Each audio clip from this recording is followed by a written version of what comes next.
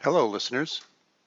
Because of the timeliness of the subject of this podcast, small business and how to deal with COVID crisis, Mike and I decided to release this ahead of our normal release schedule. So we think it's a timely podcast. We hope you enjoy it, and there's a lot of good tips in here. Again, thank you for listening. Welcome to The Unconventional Path, Entrepreneurship and Innovation Stories and Ideas. Hi, I'm Balaam Usitz. And I'm Mike Wasserman. Today, we are excited to be joined by Catherine Hover. She is a repeat guest on this podcast, as she was on the show in episode number 58. Catherine is a serial entrepreneur and has founded Palette, which is a combination cafe, social gathering place, and co-working space. She has also founded several paint and sip locations. This was an impromptu recording of a conversation as Catherine called me and wanted to discuss how the COVID-19 epidemic is impacting her business and how she is pivoting. Over the years, Catherine and I have had several conversations about her businesses, as I have been a very minor mentor to her. I did have to edit out a few things as we discussed a few confidential matters in this podcast. So, Bela, this is a really perfect time to have a guest talking about responsiveness and adapting and pivoting, given all the changes that are going on in the world right now. But before we begin this interview with Catherine Hover, we would like to share with our listeners that our podcast is brought to you in part by the law firm of Phillips Lytle LLP. This is a sponsorship that makes a lot of sense to us. Bela, you know this firm well, don't you? Boy, I sure do. I have worked with the key entrepreneurship partners at Phillips Lytle for over 20 years. Their attorneys take an entrepreneurial approach to legal matters, and they have a long history of success with startups. We thank Phillips Lytle for their support of the entrepreneurial community and their sponsorship of the Unconventional Path podcast. Thanks, Bela. And with that, let's move to our conversation with Catherine Hover. Hi. Hello, Catherine. How are you? I'm good. How are you? I am well. Hey, I had an idea. Okay. And since you were a guest on the podcast once before, and so we're, part of our reason for having this conversation is to share some thoughts and ideas about the crisis that's going on, the COVID, and how it's impacting small business. Would it be okay if I recorded this? And Yeah, would it be okay if I recorded this? Yeah, sure. Awesome. Actually, we just got on Zoom, and so we're making, like, this is one of the things that we've always wanted to make all of our events virtual. So now we have to. Okay.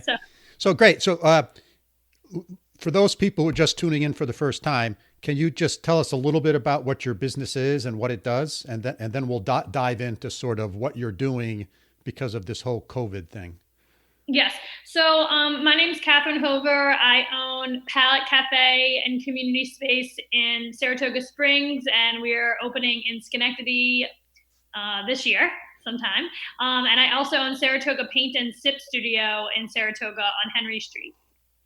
So the cafe piece of it is, it's just like a very vibrant cafe, bright and airy and full of positivity and joy, because we believe that even on our best days, we can still have, a sense of comfort and happiness in just a coffee cup. So that's like our whole story. And then upstairs above the cafe, we have a co-working and community space for women and men. And through our programming and through our events and through our space, we reflect the needs of our membership, and we support them in career and in life. So anything from financial literacy, social media 101, to how to negotiate with your toddler and work from home. Yeah. And now, so that's a place to go hang out, right? It is. And gosh, has the world changed with hanging out in places. Yes.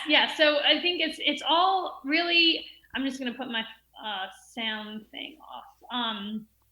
I think that it's maybe, I'm unsure of how other people are dealing with this. I'm just trying to stay focused on how we can sustain ourselves through this period of time of being challenged in ways that we never have experienced quite yet before. So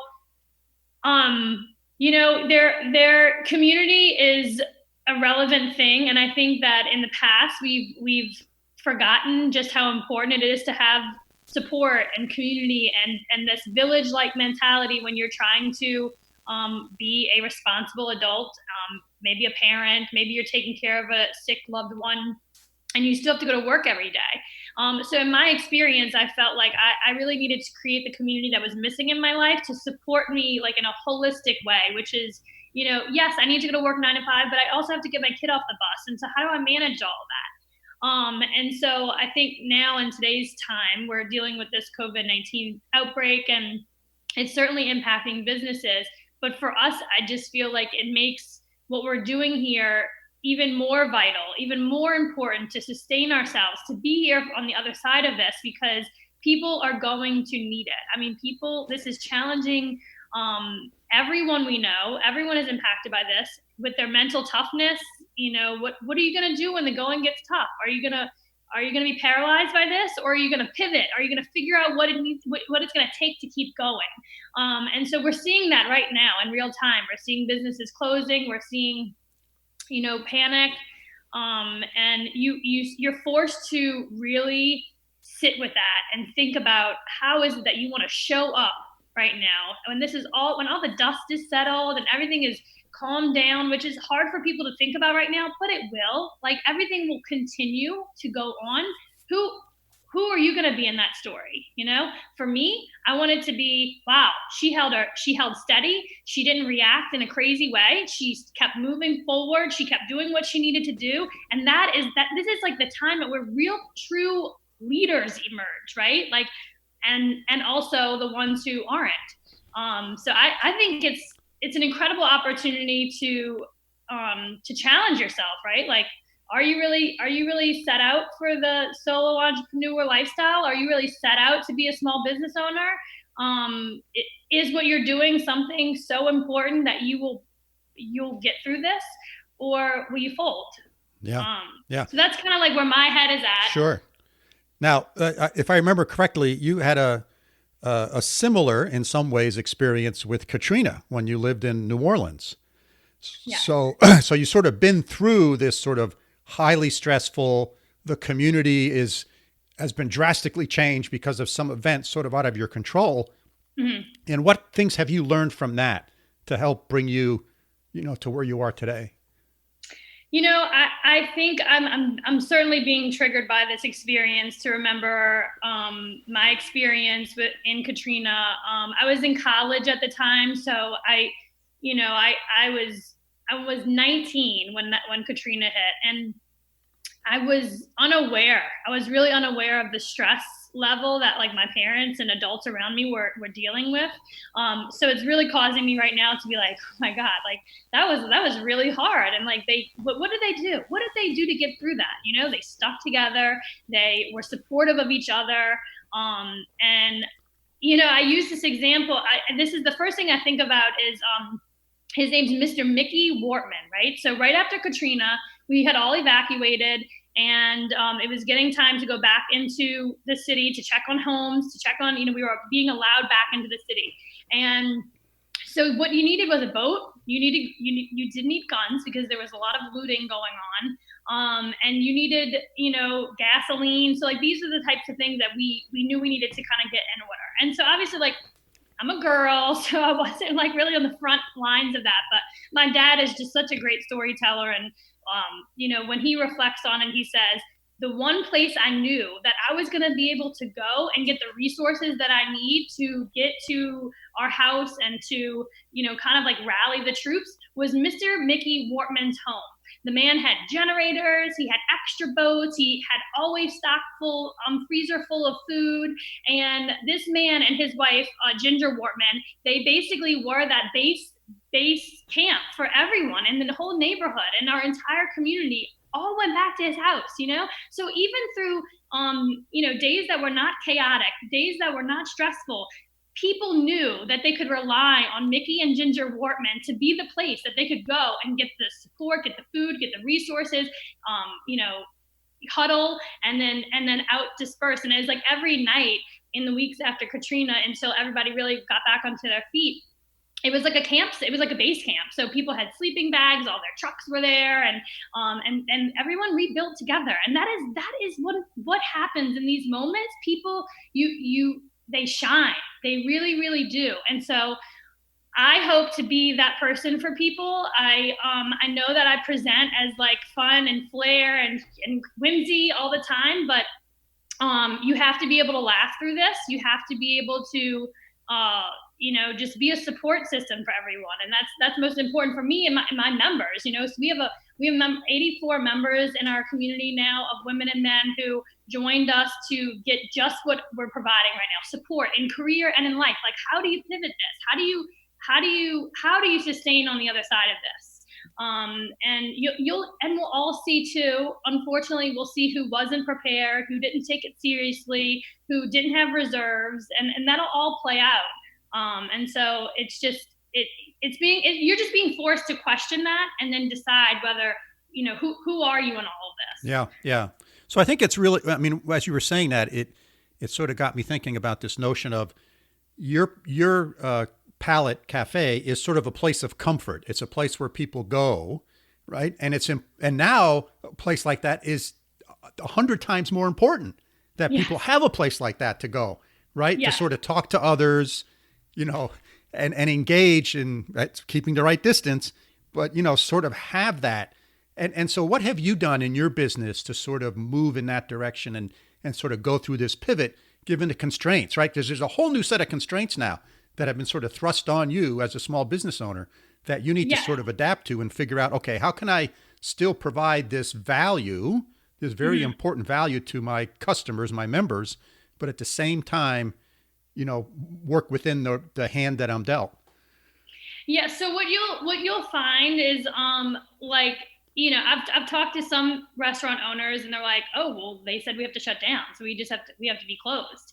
And I don't see it that way. I see that this is an essential business that has to sustain itself. It has to be able to continue, generating revenue to keep our people employed. I don't believe letting go our entire staff is the right thing to do, because they will not be able to pay their mortgage on unemployment or their rent on unemployment. So I would rather pay my staff than pay, other things that can wait. So I think that I just don't look at it that way. I think that I believe my business is essential. So we're just shifting, right? We're going to be doing frozen scones delivered, frozen biscuits. This is actually something that our baker has always wanted to do. It's literally something that she wrote when she joined us. And she wanted to launch a frozen food product. So we're ready. We're ready to roll this out now or never, right? So we're going to be doing frozen scones, frozen biscuits. We're doing frozen empanadas, frozen spanakopita's, chicken salad, chicken Caesar salad, chickpea salad, all to go, ready to go. And like bacon, take and bake is what we're calling it. So, and we're going to be rolling that out this week, because obviously the state has mandated that non-essential businesses closed entirely. So that's how we're shifting the cafe piece of our business. And then the community space is we're bringing everything virtual and doing it online through Zoom and through Facebook and through Instagram. And we're just rolling out all these virtual events. Last night we had a happy hour with our members. So everyone brought a cocktail or a mocktail to their computer and we gathered. And so it's an incredible time to be in the world, right? Like we can do all of this, guys. We just have to stick together. We have to think creatively and we just have to pivot. And again, this is something that we always wanted to do anyway. We wanted to have all of our interviews and events and stuff like on our website. So now we're having to do it. It's just like the universe pushing us to do what we wanted to do anyway. Yeah. So it's sort of a great example of turning this into an opportunity, right? And providing that value. And then that once we're over this part of it will still continue. There'll be a group of your folks who really like doing it this way. Oh my gosh, right? yes. I mean, there's going to be no reason. There's not going to be any way you could escape me. Right. Because you'll be able to come in real life again, and you'll be able to come virtually too. And we're doing the same thing with Paint and Sip. So we're still kind of exploring ways in which we can do like kits, painted kits to deliver. And obviously we're focusing on our super local community right now, ways in which we could actually drive this to your front doorstep and drop it off. But we're taking it day by day. And I look at every new demand or new thing that's rolling out with the state and as an opportunity to stick it out, and I just it's a disservice to our local economy, to my team, to just close up the doors because I didn't prepare, or not that I didn't prepare, but it's just like, this just goes to show you that this is a global situation. There is not one community or individual that is not impacted by this. And I think that that's something that tends to happen in communities like Saratoga. We have a very high, I really don't know what the statistics are, but I think I've read somewhere where we have the largest disparity in income. We have like high level, high wealth individuals in this community. And then we have the extreme opposite. And so to think that this community is out of touch or just, is going to be held to a different standard is ridiculous, right? Like this impacts everyone. Right. And I think it's a disservice to my community and to my members to just be paralyzed by this. Yeah. So during this process, sort of, how have you engaged with your members and gotten kind of feedback from them that, hey, have you gotten some of these ideas and thoughts from your members? Have you reached out to them? We actually just surveyed all of our members this week just to hear from them how they're doing through all of this. And I'm sorry, my phone keeps going up. But yeah, we actually surveyed them this week just to kind of get some feedback from them and how can we show up for them in a way that is really valuable. Because obviously that's our main priority as our members right now, making sure that they're okay. Yeah. And so we through those responses is what we know we need to address in the coming weeks. So daily, this is such a huge commitment, but I'm really excited about it, and I think it's important. Daily, we're going to do live Here For It seminar kind of things every day at 10 a.m. On Zoom through our membership and on our events calendar. So you'll be able to go, shortly, you'll be able to go to our website, click on our events and see all the events that we're doing. We're going to do a 10 a.m. check-in with one of our members or someone with an expert in their field, right? Like, how do we navigate this from a financial standpoint? What do we do with our money? Do we all those questions we're going to address. And then at 11 a.m., we're going to do a dance party because I just think it's really important to move your body and not be paralyzed by this and not, just stop moving. And dancing is just like, the science proves that it's good for your soul to get up and move. So we're going to do that. And then at 4 p.m. every day, we're going to do a Get Your Mind Right workshop, virtual event with someone either from the healthcare industry, because we have 4 doctors that are members here. We have coaches, we have strategists, consultants. They're going to come on board on our Zooms and talk about what we can be doing to, just work out this brain muscle that we have to make sure that we can get through this, because it's like, that's the first thing to go, right? When there's like a crisis, the first thing, your brain and what you tell yourself and what you're doing inside this little thing of yours is important. The words that you're telling yourself, if you're telling yourself that this is not going to end well, it's not going to end well. So I think that's like really important, people's mental health and just brain health, that we're staying positive and we're doing all the things, the actionable things that we can do to feel better about all this. Right. And now it's kind of interesting or kind of neat the way you've reached out to your members, because you have expertise among them and you're bringing them into this process, right? So you're making them part of this whole community, which is what a community is all about. It's not just a one-way communication of you sending stuff out. It's how can I get engagement, right? No, and I mean, this is standard operating procedure for us, because when you join us to begin with, we go through this extensive onboarding interview. It's like an hour and a half, and we ask these questions like, who are you? Why are you doing what you are doing? Why are you embarking on this new thing that you're trying to work out? Or if you're starting a new career or shifting or creating a new business, or really just maybe you're just staying at home with your kids. what makes you wake up? What do you want to do? Like, let's get to the root of that. I want to know that on day one so that we can now reflect your needs in our programming, and we can connect you more quicker with the people that are going to be able to help you and execute those goals and reach them. I don't want to wait 6 months to find out, oh, Bela, did you get what you wanted out of this community? No, I want to know on day one what you wanted. Did you want to be connected with 3 more clients? Did you want to lose 15 pounds? Did you want to, start a new website? Like all those things, that we can all do those things together. And I'm by no means an expert in any of that, right? But I know people who can help you along. And when you get the goal clear from day one, you certainly have a better chance of reaching it with a collective group of people, like almost like a tribal council to help you make these decisions. Because it's not easy, right? Like I always say this, like life is hard.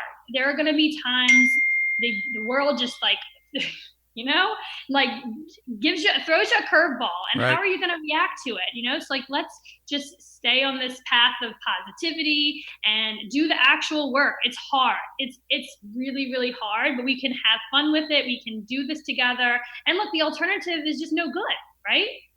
Right. I think the other interesting thing that you said there was by spending this hour and a half with prospective members, mm-hmm. it also serves as, number one, setting an expectation level to them. And it also serves as I'll use the word filter for those people who say, you know what, this isn't for me. So it's helpful on both sides of that street, right? Yes. So you end up, the people who join you want this type of experience, right? They're willing to give, they're willing to participate. So it reinforces the whole community thing. Oh, it's 100%, Bela. I couldn't explain it better myself. I mean, it's like we have had 2 people who wanted to join, and when they sat down to do this interview with me or Marcella, who is our resident unicorn here at Palette. We don't have a resident entrepreneur. We have a resident unicorn who she just does everything we can possibly imagine she can make happen.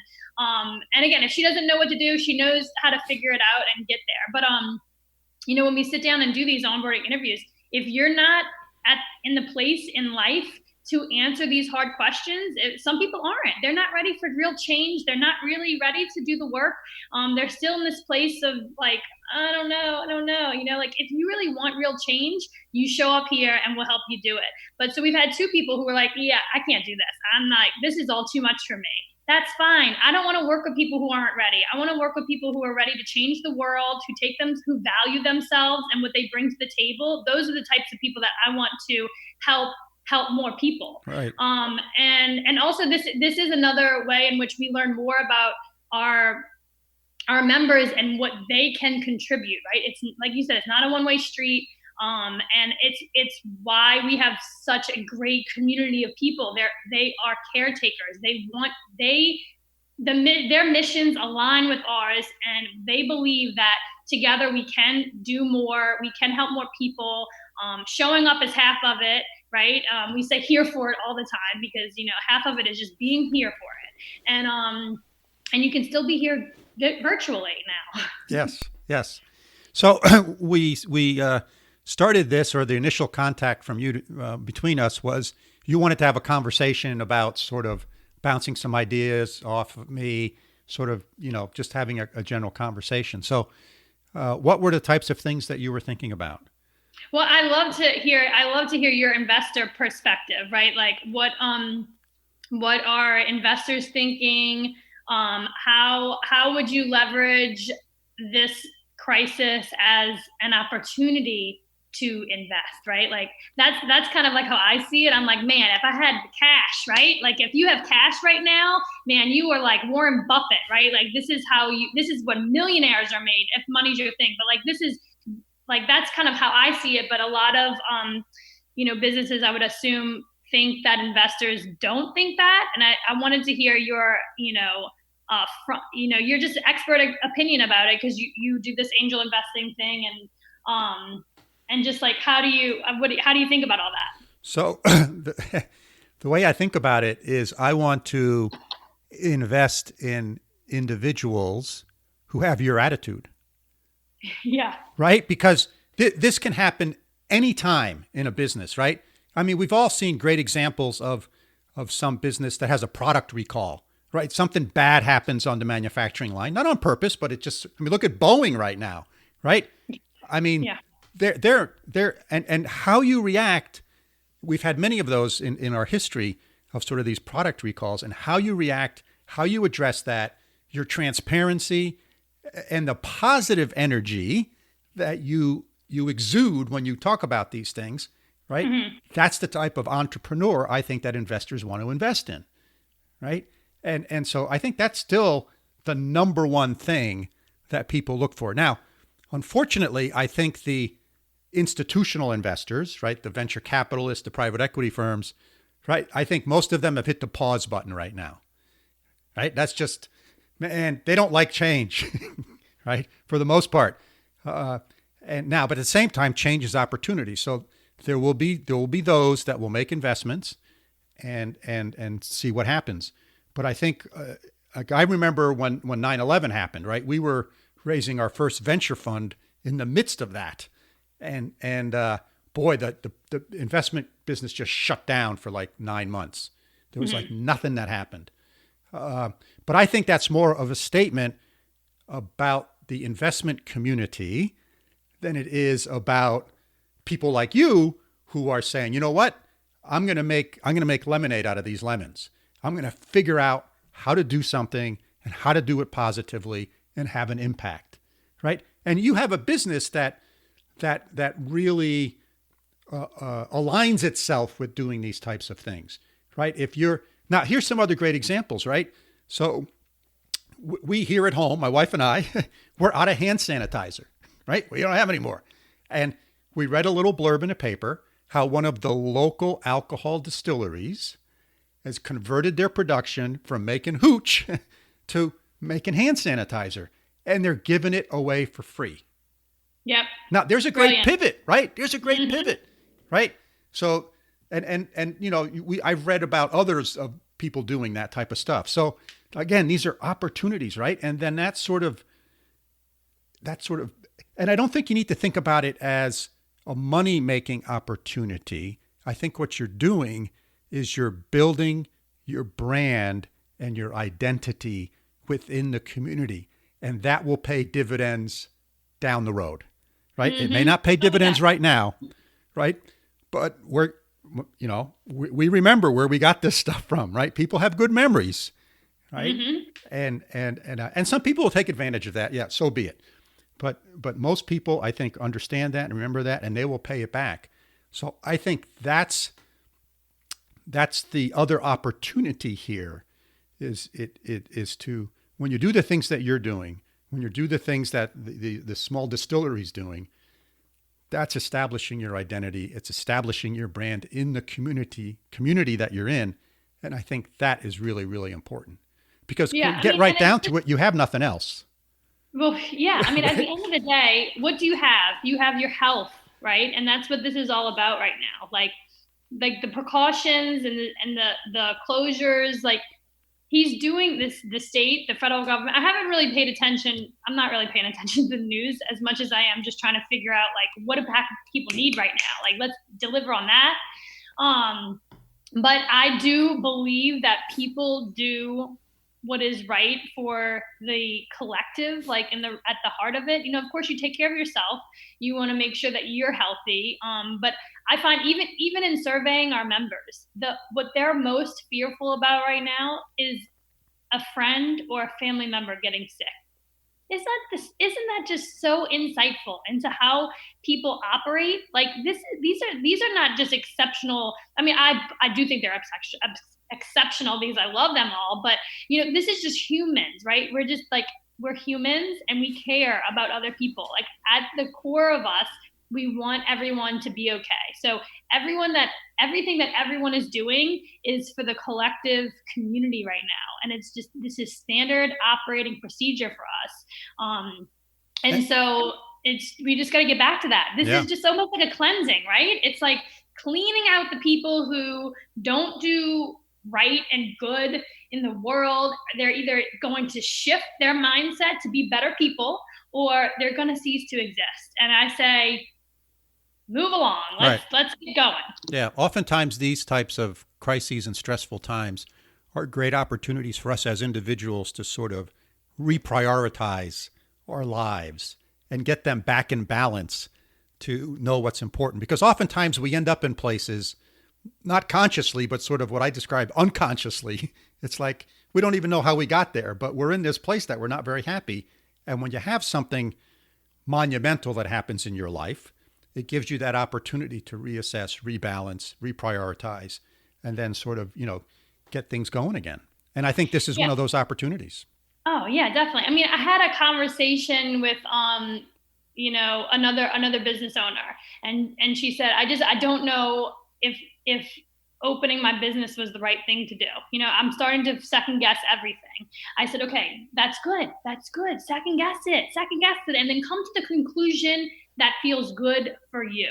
If closing down your shop, if closing the doors indefinitely makes you feel like relief, then that is what you should be doing. Seize this opportunity to close down shop and say, COVID-19 forced me to close my business, and now I'm moving on to another direction to do whatever it is that you feel right to do, right? So like that's the alternative. That's a great way to look at something, in my opinion, right? If Yeah. that's how you really feel. That's not how I personally feel. So I'm gonna keep my doors open as long as I can. I'm gonna keep my staff employed as long as possible. I'm going to defer a lot of payments that I don't think are necessary until I can get going again. And so that's how I'm making my decisions right now, right? Because I want to stay open. I want to be around when this is all said and done, because it will be all said and done. Like this isn't going to, we just have to be realistic in the sense that like, it's all precautionary for our well-being, for our safety. It's not going to last like this right now forever. Like this quarantine thing is going to lift, and we will all be on the other side of it or not, right? So it's just, we have to stay positive and think logically. Right. And whether you decide to remain open or you decide to close, that still goes back to sort of reassessing your priorities and saying, yes, I'm doing the right things. I'm going to continue doing them. Or you know what I'm doing is not that important to me anymore, and I'm going to try something else. So either way, it's good. I had a conversation with another, so my husband is home full time. He's always been the primary care parent. And so he's managing this whole school from home thing. And he's loving it. He absolutely loves being home all day with the kids.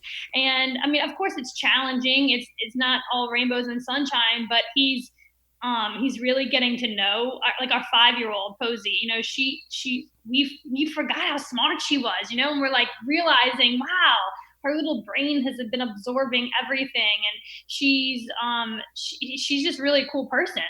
And he's like, I was like walking around like half asleep, and this experience is causing him to really reflect on like, wow, I'm a dad, I'm a parent, I'm awesome, I'm like a role model to these young girls, and he is loving it, and it's literally, how do you want to look at this? Get right with that about how you want the outcome to be. Again, I think it's easy to be like, oh, the world is ending and nothing's going to go back to normal. Everything's going bad. The markets are crashing. But like, we've always come back from the bear market. Why would this be any different? Of course, we don't know how long it's going to take, but like, hold on for the ride and just ride this wave. That's what being an entrepreneur is all about, right? Like the pivot and trying to think the unconventional path, right? Right. Exactly. And I think in this whole experience, you do realize who truly at their core is a leader, who is an entrepreneur, who is going to be able to make the most of a really crappy situation, right? Like we are literally in a global crisis, if you can look to somebody through that and see, positive outlook and, some sort of inspiration, those are the people you should be paying attention to right now, not the ones who are like, I just can't even absorb that negative right now. Right, because the negativity doesn't lead to anything good. No, right? No good. Right, it leads you to give up and saying, oh, well, This is it. And we are in more control of our lives than we think we are. Yes. Yes. And the other part of it is like, and I was telling this other business owner who's just like, I don't know if I should have done this, and I'm in over my head. And all right, then let this be the reason why you get out, take advantage of that to say, you know what? I shouldn't have gone here. This doesn't feel right. And I can't handle the stress of this, and close. Right. What a great right. opportunity to just do that. Exactly. Reprioritize, right? Reprioritize. Goes back to that. At the end of the day, no one cares. No one cares. Like if, I don't know. I feel like you're a blip in most people's days, right? Like, so no one's going to look back on this and say, Susie, you closed your business and what a disappointment you are.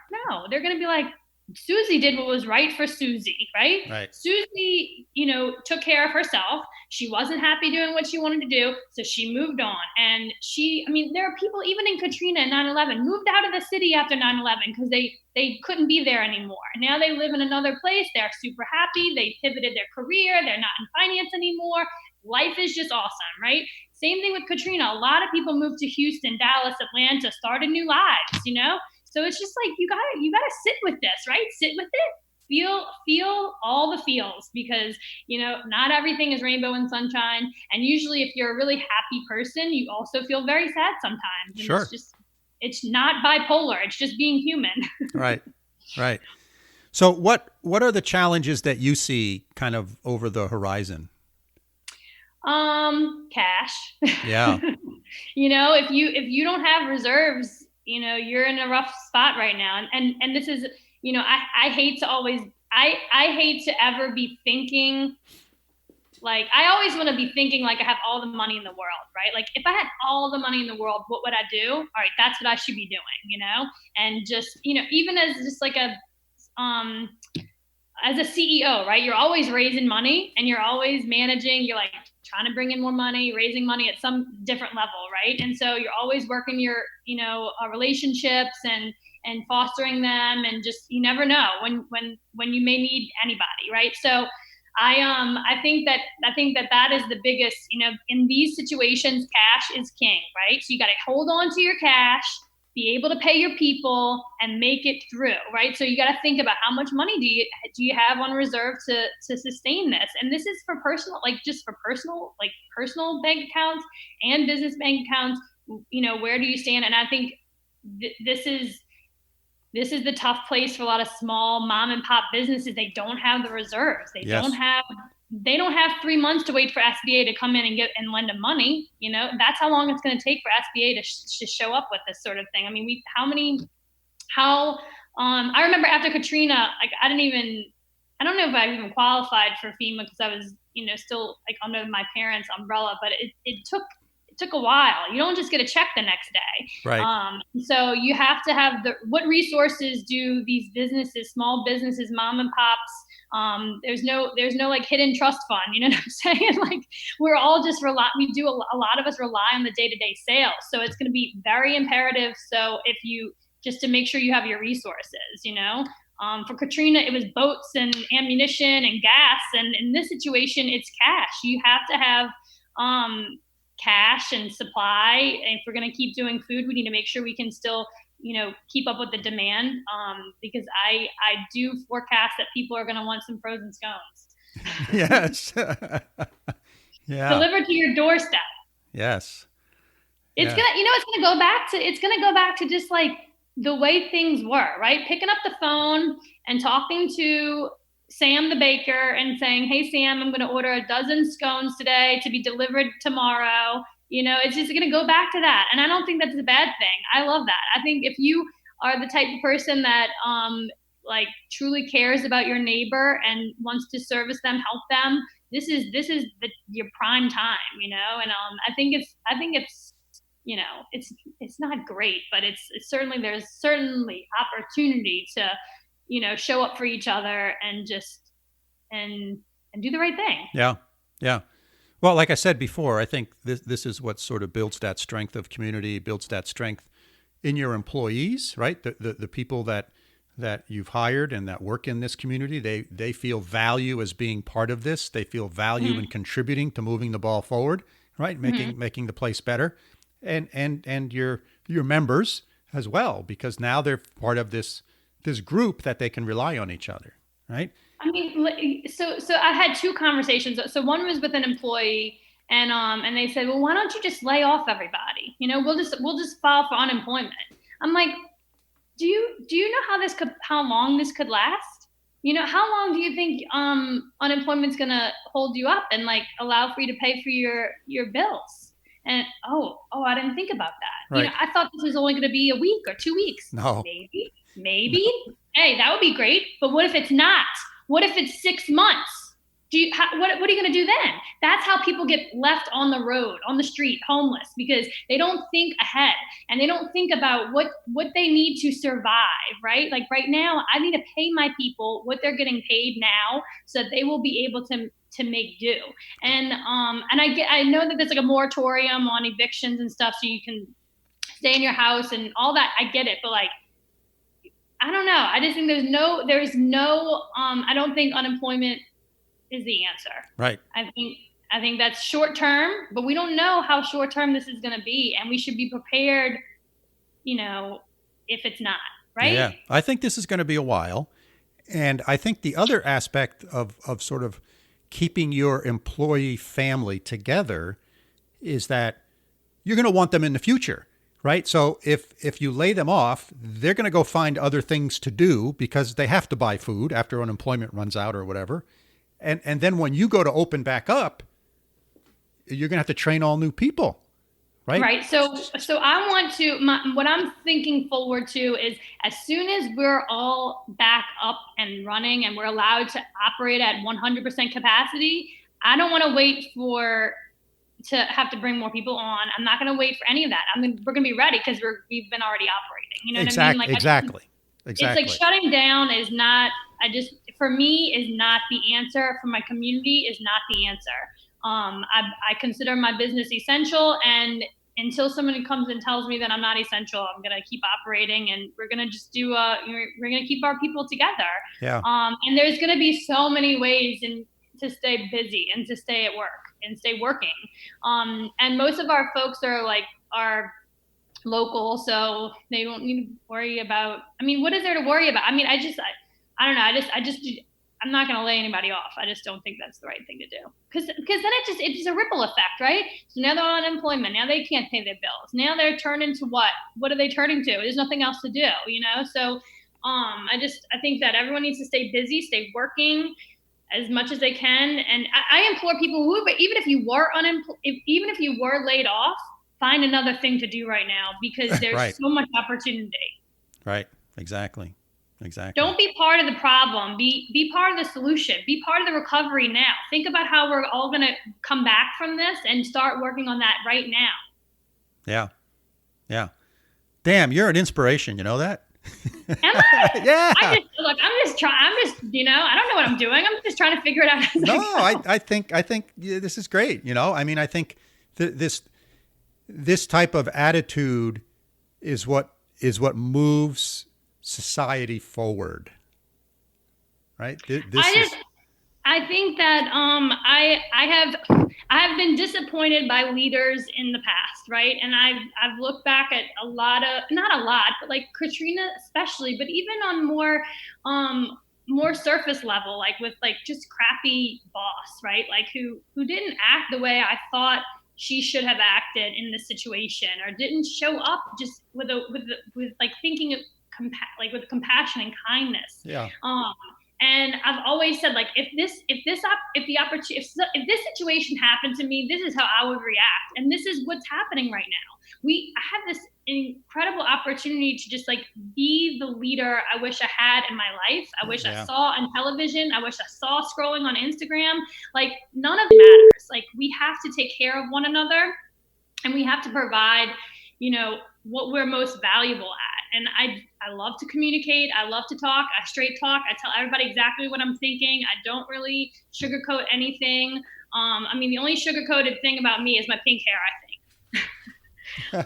But I really it goes back to my why, like when all this is said and done, I want my daughters and I want the people around me to reflect and say, that Catherine Hover, she held steady. She didn't react negatively, and she stayed the course, and we got through on the other side because of her. And it has nothing to do with me. It's like, I want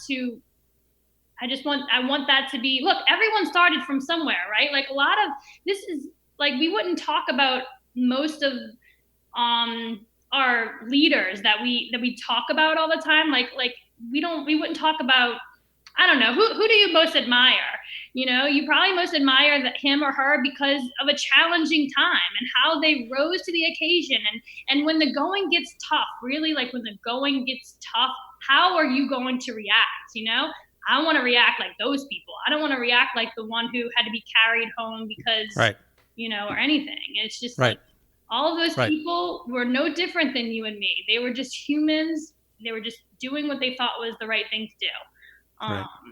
Tough times and challenging times strengthen the bonds between people.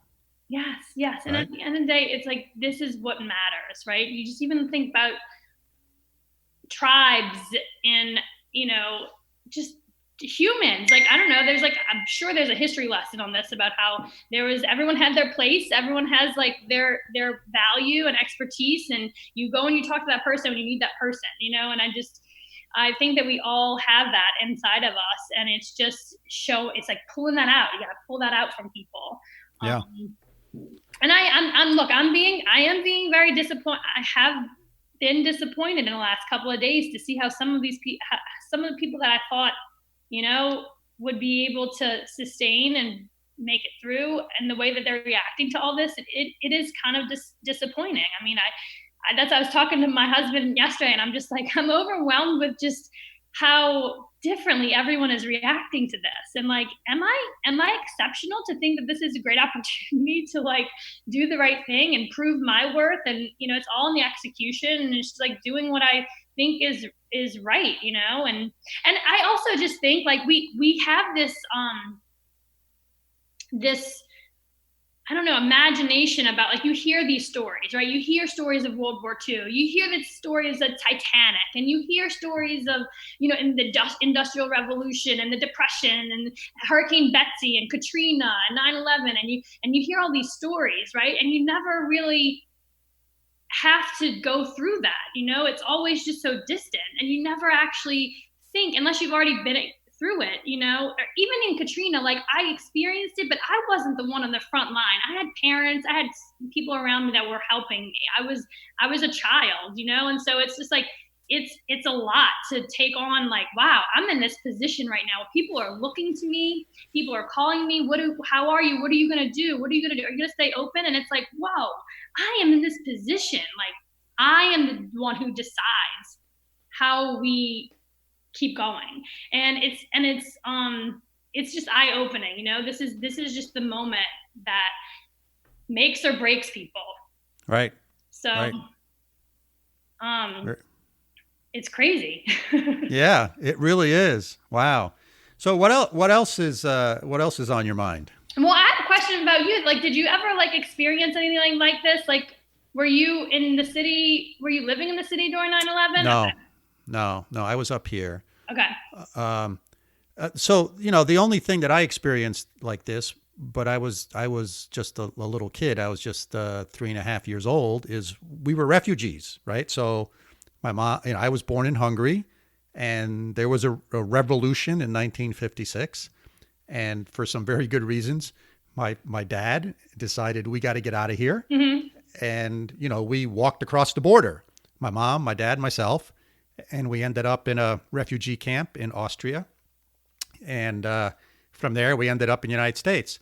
So I experienced it, but I can't tell if I have memories of that or if it's from what my parents talked about. I can't distinguish between those two, Mm-hmm. but it clearly impacted my upbringing, right? Because that had an indelible mark on my parents, and so that rubbed off on me, and so it gives me this great respect for people who sort of take control of their situation and their own lives and they don't know where they don't know what's on the other side, but they know they're heading in that direction. Yeah. Right. Yeah. And because you know, quite honestly, no one knows what's on the other side. No. Whether you sit on the rocking chair all day long, or whether you get off that rocking chair and go in some direction, neither one of you knows what's going to happen the next day. So I think it gives me a lot of respect for that, and that was certainly one of the values that I grew up in a family like that, right? And I think that also gave me my sort of entrepreneurial juice of willingness to try new things, right? It's like, what's the worst thing that can happen, right? I'm not going to starve to death. Right. Right. Yes. Right. And it's just like, you know, from even from like an investor standpoint, it's like, so what's the worst going to happen? Like, you're just going to lose some money. And it's like, Right. when you don't have any money, it's not like you're losing much. Right. Yeah. So, I mean, I think large parts of our society are driven by money in a bad way. They're using money as a way of keeping score, and they use that as a proxy for their value to society. When in reality, money is a mechanism to help improve society and do things for the better good. And we do very little of that. I think most of the times it's about, how can I make my pile bigger than your pile? Right. and what do I do? As opposed to saying, jeepers, you know, we have a bunch of homeless people, and how can we help them? Mm-hmm. Right. I mean, in the world picture, that's a hell of a lot more important than adding another $2 million to my bank account. Right. So, but there's like there is this mindset, right? That like that homeless person got there because of the decisions that they made. And now I have the money and I'm not going to help that homeless person because they did that to themselves. And it's situations like we're in right now. Those people who think that, like in their core, that they are not going to help their brother or their sister is driving around in a car they can't afford, or living in a house that they can't afford. So they're going to be upside down on houses. It's like, it's a cleansing, Bayla. I really do feel like this is a cleansing. Everyone's going to know where everyone stands. And I don't think that's a bad thing at all. And I think that I 100% agree with you about the money thing, you know. And I can remember like growing up, I would be so frustrated. Like in high school, I went to an all girls private school, and I remember having this conversation with my parents about like I had to start driving their old car, you know, when I got my license, and all these other girls, you know, the daughters of doctors and attorneys and politicians. My mom and dad, a teacher and a home construction contractor, and I just like, and my dad said, Katie, none of those people are any better off than you. You know, at the end of the day, none of that matters, right? Like none of it matters. Can you get from point A to point B in a safe vehicle? That's all that matters, you know? And so it's just like this thing where it's like, if this is all just going to be very relevant right now, like who's who, none of it. It doesn't matter how much money in the bank you have right now, because we're all in the same boat, right? Like we're all in a boat that's sinking. And so what are we going to do to kind of like start paling out the water and start pushing things aside so we can get through to the other side? Right. Together. Right. Well said. So what next for you? I mean, so I guess all the Biz Lab stuff is getting pushed off. Yeah. So we've canceled those talks just because of what's going on, right? Yeah. Can't have more than two people within 15 feet of each other. Yeah. So hopefully we just canceled April. So hopefully we can get May on the docket. So we will definitely get you to be a guest speaker at one of those. Yeah, I would love that. Yeah. I think it'll be great and it'll be wonderful. I actually met Rick. I invited him to come see the Schenectady space because it's right up the street. And yes. I think he was kind of, you know, a bit guarded, you know, because it's a co-working space. And he's like, well, we have a co-working space and how are we going to do this? And I was like, whoa, like we're not in competition. Like what I'm doing is totally different than what you're doing. And, you know, I'm only helping people if they want help. It's not like a a co-working space. It's so much, Right. it really is so much more than that. It's become so much bigger than I ever could have imagined. But and so I think he was like, he was starting to pick it up. Well, it's a different model than the traditional business incubator, right? What you have is a very different model, and it may result in some of the same things, but you're coming at it from a totally different approach, which I think is the cool thing about it, right? So the business incubator model's been around for 30, 50 years. So let's see if there's another way to sort of get this energy and get people working together in sort of trying a different model. And I think that's great. Right? Yeah, I mean, it's just like, I mean, I am focusing on women, and just because I am one, yeah. And I really know the experience of and the lack of resources that I've had throughout trying to start businesses, and also be a mom and deal with that. I mean, no one knows how hard it is to come by money and to ask for what you want, and all of that stuff like I do. So I know that there's so much opportunity in women right now, like just to believe in themselves and to just ask for what they want, and then deliver on it. So just in other news, we did have 2 investors on board to do the Schenectady. One pulled out. And so then the other investor is kind of like, I just want you to be mindful of your timeline. I just don't think that it's going to happen in May now. And I'm like, yeah, I know it's not going to happen in May, but it's still happening. And I think that, to back off on that now is going to be a disservice to all the work that I've done up until this point. Yeah. So I think that, none of us know when this crisis will pass, but you want to be ready when it does. Right. And my guess is, just like we got pretty short notice about this whole thing coming, I think we're going to get relatively short notice about, okay, I mean, it might be a couple weeks, but it's, we're going to be okay.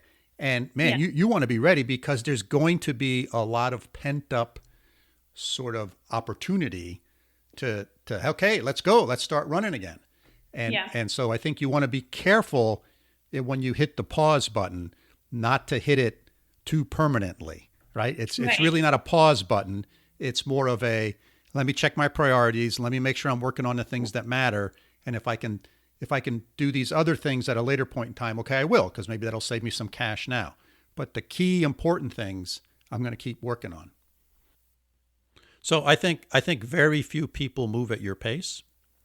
So I think you need to be cognizant of that, right? And so you're a Six Sigma, you're outside Six Sigma person, right? If you understand what I'm saying, right? You're out in the, and I mean this in a good way, you're out in the fringes of sort of the normal person. So it takes people a while to it takes some people grasp onto that immediately, and other people, it takes a while for them to garner that comfort and that trust that this is okay for me to do, right? Yeah. Because they're very guarded, right? Because you have to remember, people who have wealth, they are approached every day by somebody asking them for money, right? Whether it be a foundation or whatever, right? Every day. So I think they build up this shield around them, and persistence is important, right? And engagement's important. And I think you're exactly right. Get them involved in the process, right? Get them to be part of the team. Think of them just like an employee almost, or a partner, right? Yeah. And get them engaged. Help them ask for their opinion about stuff. Right? Yeah. Right? Because that's bringing them inside, right? And angel investors who do that want to be on the inside. I think that's one of the reasons they do it. They want to be on the inside. They like to be engaged. So are you using the beginning of this interview for your podcast? If it's okay with you, I'll listen to it, and I'll edit some of these where we talked about specific people. Yeah. I'll get rid of that. Yeah. Well, look, I appreciate you so much. You're just like such a wealth of knowledge and experience, and you helped me along. So I really appreciate that. I'm on the right trajectory. Well, thank you very much for saying that. I appreciate it.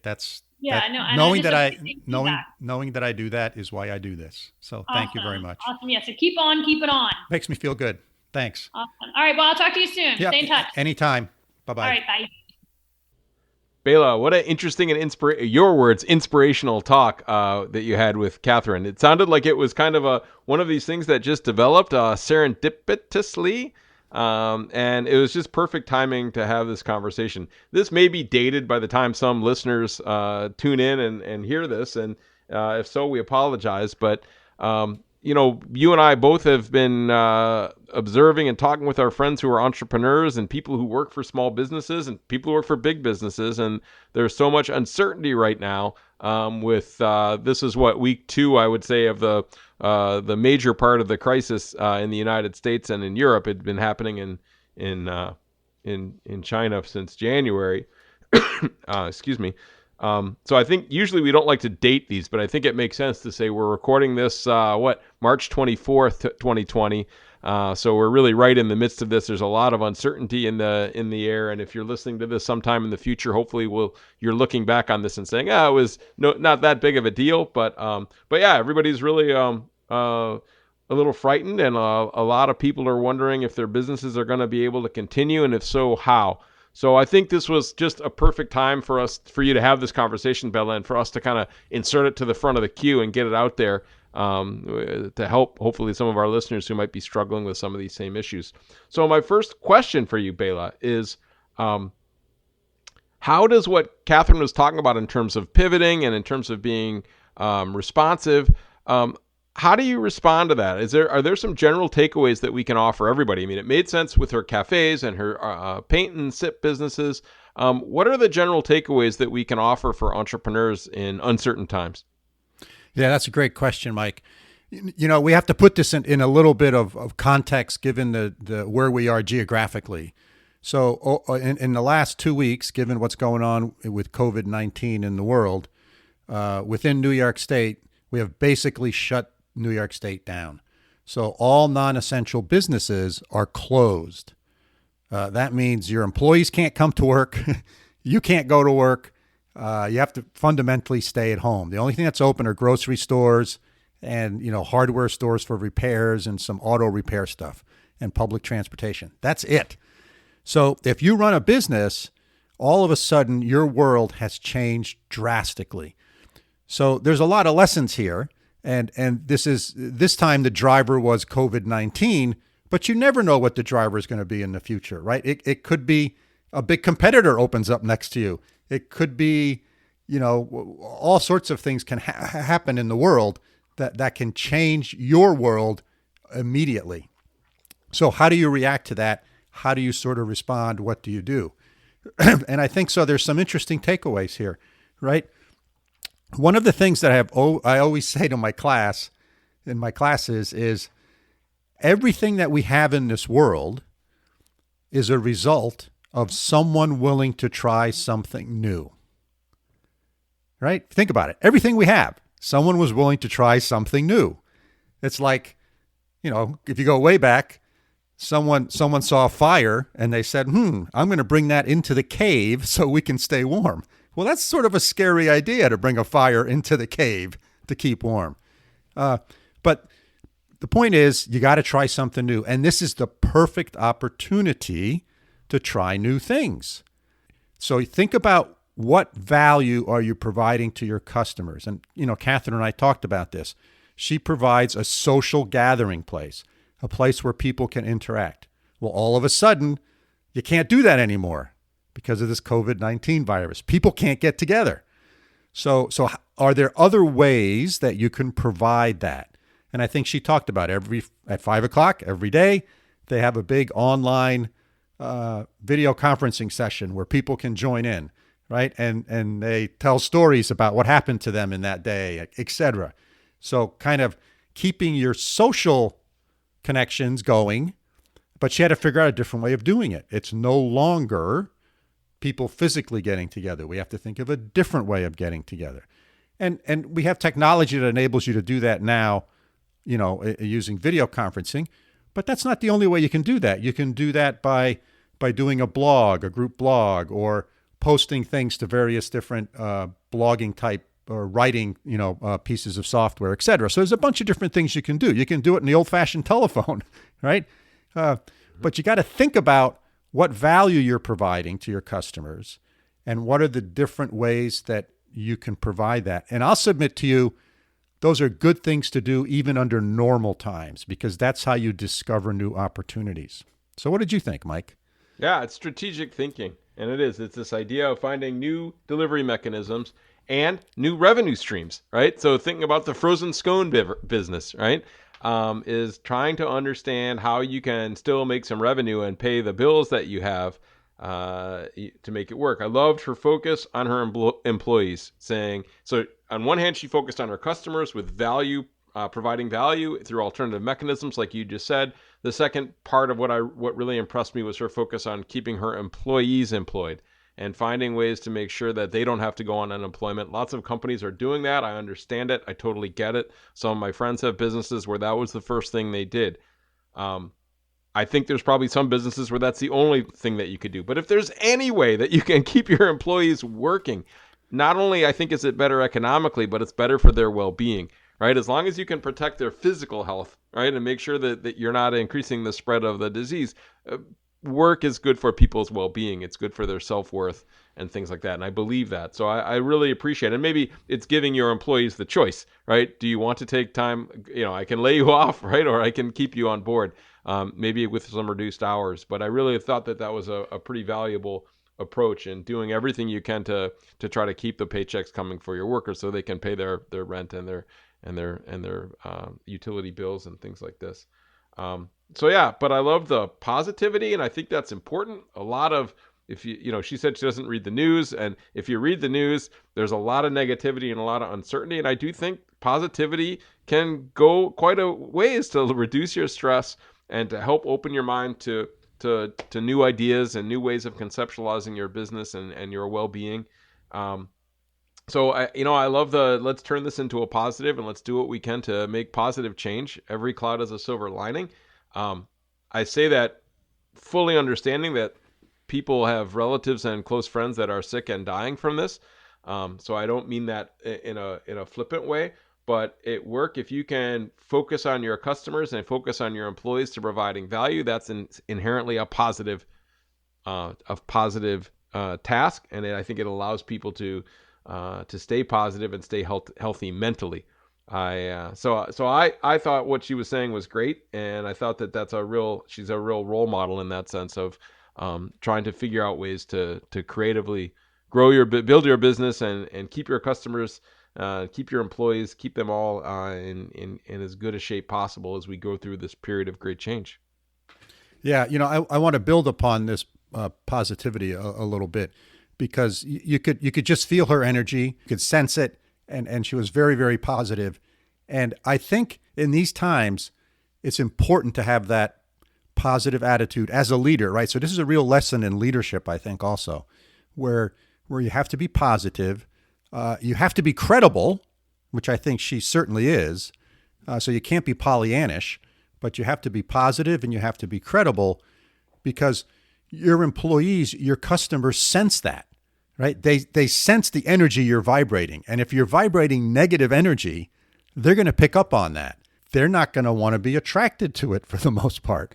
But if you're vibrating positive energy, both your employees and your customers will be much more likely to engage with you and remain your employees and customers. So this whole notion of thinking about what energy you're vibrating, are you vibrating out or transmitting, positive energy, or are you transmitting negative energy, I think is a real important lesson in leadership.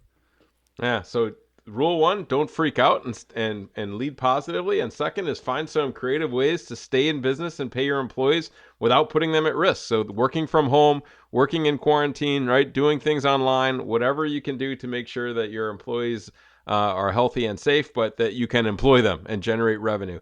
It's a fine line to walk, Bela, but I think it's a nice takeaway there. Is it's a big challenge. The other thing she said is using this as an excuse to shut down a business, right? If it's not making you happy. And I thought that was really cool and honest and direct and something that's really important. So that was kind of the flip side, right? That was a surprise in some ways, not what I was expecting. Yeah, when she talked about her acquaintance. And I think you're exactly right. And we sort of talked about that and elaborated on it in the conversation with Catherine. But yeah, this is a great opportunity in many ways, right? If you're in a situation, but it's a great opportunity to reassess where you're at. And it's also a great opportunity that if it's not going well, you're not happy before the situation came up, right? This could be the thing that gives you the reason to, okay, you know what? We're just going to shut this down and try something different. And that's okay too. Crises do that. They make good businesses that react positively and can carry the energy forward stronger. And the ones that are maybe not performing as well as they should, those are the ones that oftentimes close down. So oftentimes these crises or these drastic changes in economics, it doesn't have to be a crisis, a health crisis like this, but it could be a change in economics. It could be a political change. It could be anything. Those things are often very Darwinian acts for when it comes to the business world. And this is a face saver, right? This allows people to save some face, right? And say, yeah, we shut down and this is why. It's an external attribution, which, it's a cognitive trick in some ways, but if it helps, go for it, right? We're giving you permission. Yeah, exactly. So what do you think? Wrap this one up, Mike? Yeah, let's wrap it up. Some great takeaways today in a time of crisis. As we said at the outset of our discussion, Bela, we're recording this on March 24th, 2020 in the throes of the COVID-19 crisis. And we had a great interview with Catherine Hover from the front lines of entrepreneurial startups and where you're at. And I guess we call that the capital region of New York State. But this is being replayed all over the U.S., all over the world, certainly here in Germany, with entrepreneurs really struggling to figure out what the next moves are, and some really good guidance about staying positive, about focusing on how you can still provide value for your customers, albeit in a different way than you're used to, and trying to make sure that you can keep your workers employed, but doing that to keep them safe while they can be sheltering in place or whatever the rule is, whether you're in California, New York, or Germany. So you can do it without putting anybody's health at risk. So that's a big set of challenges, but it was, I think, a great conversation to help us steer the ship to hopefully calmer waters in the weeks and months ahead. So viewers, our listeners, we're happy that you joined us this week in our kind of special edition podcasting adventure. And we hope that you found the last hour interesting and thought-provoking. At this point, we want to thank once again Phillips Lytle LLP for sponsoring our podcast, and remind our listeners that if you need good, solid advice starting, funding, or selling a business, whether you're a single-person startup or working on a 9-figure exit, Bela and I can confidently recommend the attorneys at Phillips Lytle. Hey, Bela, what's the best way for listeners to get in touch with them? So for more information, you should reach out to Rich Honan, who is a Phillips Lytle partner, and you can call him at 518-618-1225, or you can reach him online at rhonan@phillipslytle.com. And you can always find his contact information in our show notes. And I'm sure he's working at home, Bela, right now, but I'm sure he'll respond to phone messages and emails in a timely manner. So, listeners, thanks for joining us this week. If you have questions about what we discussed or suggestions about topics or potential guests, get in touch with us. Hey, maybe you can even listen to some back episodes of our podcast if you're sitting at home under quarantine and have some extra time on your hands. And if you really want to share some opinions with us, we're happy to talk with you via email. Our email is bela.and.mike@gmail.com. And so feel free to get in touch with us. And please do subscribe if you haven't already. We have lots of great guests in the pipeline.